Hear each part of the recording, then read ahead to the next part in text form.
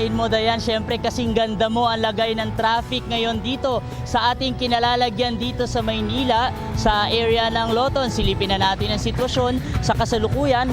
Kung kayo ay babiyahe papunta dyan sa Luneta, plano ninyo maggala ngayong Payday Friday at may aasikasuhin kayo mga papeles dyan sa May Taft Avenue sa Pasay. Nakikita naman natin itong area ng Loton sa kasalukuyan ay maluwag pa naman, ano? Tuloy-tuloy yung kaluwagan na yan hanggang dito sa may pag-ilalim ninyo ng Lagos Nilad, tagos na dyan sa May Taft Avenue. Makakaramdam na lang uli kayo ng pagbigat dyan sa may area ng Pedro Hill dahil na rin sa may isinasagawang drainage project dyan ayon sa Manila Traffic and Parking Bureau. At kung sisilipin naman ninyo, kung kayo ay sasamba dyan sa may area ng Quiapo, may panata kayong gagawin sa Poong Nazareno.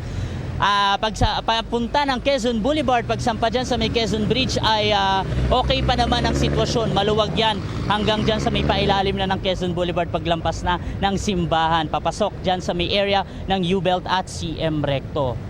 At ito na, paborito ninyong segment tuwing umaga, ang pinag-uusapan na trending sa social media, ang It's a Sign at ang ating sign for today. Walang iba kundi ito.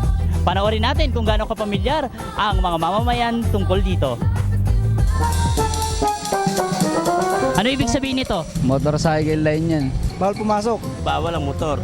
Ayan, ang pogi ni Kuya. Ayan, ano sir? Bawal motor. Bakit bawal ang motor sa ilang kalsada? Kasi minsan masingit yung mga motor eh. Tulad EDSA, mabibilis kasi yung takbo dun eh. Noon dapat mong tandaan sir, lalo pag dumadaan sa malawak na kalsada. Dapat magaling ka sa karsada. Alam mo yung mga rules and regulation.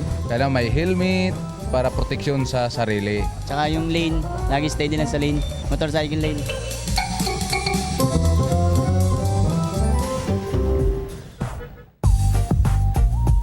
Okay, ang ibig sabihin nito ay no motorcycles allowed. Yan ang ating traffic sign for today. Pero karagdagang informasyon lang, kung kayo ho ay daraan ng expressway, ipinagbabawal po yung mga motorsiklo na hindi tataas sa 400cc. Ang allowed po sa expressway ay yung 400cc and above. So kung halimbawa yung mga motorsiklo ninyo ay yung maliliit, kagaya ng madalas natin nakikita dito, ay bawal po yan. Ang mga inaalaw lang po ay yung 400cc engines and above. So yan ang ating traffic update at It's a Sign for this Payday Friday. By the way, batiin ko lang si Mimi Ami from Iloilo, nanonood daw siya sa atin ngayon. Dito sa Good Morning Pilipinas. Ayan.